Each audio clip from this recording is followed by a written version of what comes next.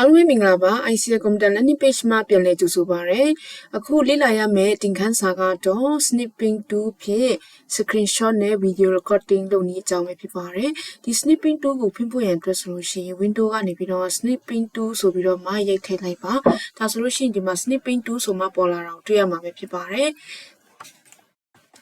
ဒါဆိုလို့ရှိရင် Snipping Tool ကိုဖွင့်လိုက်လို့ရှိရင်ဒီမြင်ကွင်းပါနော်ဒီမြင်ကွင်းတွေ့ရမှာပဲဖြစ်ပါတယ်ဒီမှာဆိုရှင်ကိုက screenshot ရိုက်မလားဗီဒီယိုရိုက်မလားပေါ့နော်ရွေးလို့ရပါတယ်ကျွန်မကအခု screenshot ရိုက်မှာဖြစ်တဲ့ကြောင့်မို့ပေါ့နော် screenshot button လေးကိုနှိပ်လိုက်မှာပဲဖြစ်ပါတယ်ဒါဆိုရင် screenshot နှိပ်မယ်ဆိုလို့ရှိရင် screenshot ကိုနှိပ်လိုက်လို့ရှိရင်ကျွန်မတို့ကဘာရွေးမှာလဲပေါ့နော် rectangle ဆိုတာကျတော့4000ကွက်ပေါ့နော်4000ကွက်နဲ့ကိုနှစ်တက်တလောက်ဘောနော်4000ခွဲယူပြီးရိုက်မှာလား window တစ်ခုလုံးဘောနော် window ရိုက်မှာလား full screen အပြည့်ရိုက်မှာလား free form ဘောနော်ကိုနှစ်တက်တဲ့အကွက်လောက်ပဲယူပြီးရိုက်မှာလားရွေးလို့ရပါတယ်နောက်တစ်ခုကကျတော့ screenshot ရိုက်တဲ့အချိန်မှာဘောနော်ကိုက3 second delay လုပ်ချင်တာလား5 second delay လုပ်ချင်တာလား10 second delay လုပ်ချင်တာလားကိုရွေးချယ်ချင်တာလေးရွေးချယ်လို့ရပါတယ်ဒါဆိုလို့ရှိရင်အခုပေါ့နော် screenshot ပြီးတော့လို့ရှိရင်အခုဒီမှာ video recording ကျွန်မ video recording ရွေးမယ်ပေါ့နော် video recording ကိုရွေးဖို့ရန်အတွက်ဆိုရင် video recording ရွေးပြီးပြီဆိုတာနဲ့ new button လေးကိုနှိပ်ပေးရမှာဖြစ်ပါတယ် new button လေးကိုနှိပ်လိုက်လို့ရှိရင်ဒီမြင်ကွင်းကိုတွေ့ရမှာပဲဖြစ်ပါတယ်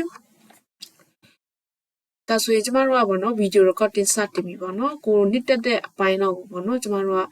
crop လုပ်လိုက်မယ်ပေါ့နော် crop လုပ်ပြီးတော့မှ video recording စတင်မှာဖြစ်ပါတယ် video recording စတင်ဖို့ရန်အတွက်ဆိုရင် start button ကိုနှိပ်ပေးရမှာဖြစ်ပါတယ် start button ကိုနှိပ်ပေးလိုက်လို့ရှိရင်ကျမတို့ video recording စတင်နေပါပြီအဲ့မှာကိုကအတန်ထည့်ချင်တယ်လားဖျောက်ချင်တယ်လားပေါ့နော်အမျိုးမျိုးရွေးချယ်လို့ရပါတယ်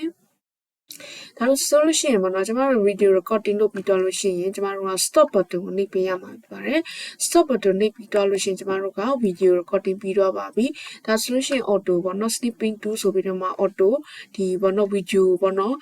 ကိုအခု recording လုပ်ထားတဲ့ video ပေါ့နော်ဖွင့်ကြည့်လို့ရမှာဖြစ်ပါတယ်ကဲဒီလောက်ဆိုလို့ရှိရင်ပေါ့နော်ဒီ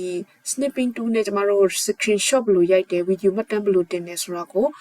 တိကျလောက်ပြီးလို့ထင်ပါတယ်မိတ်ဆွေလည်းစမ်းလုပ်ကြည့်ပါနော်နားမလည်ရရှိလို့ရှိရင်လည်း comment မှာမေးထားပေးလို့ရပါတယ်အားလုံးကိုကျေးဇူးတင်ပါတယ်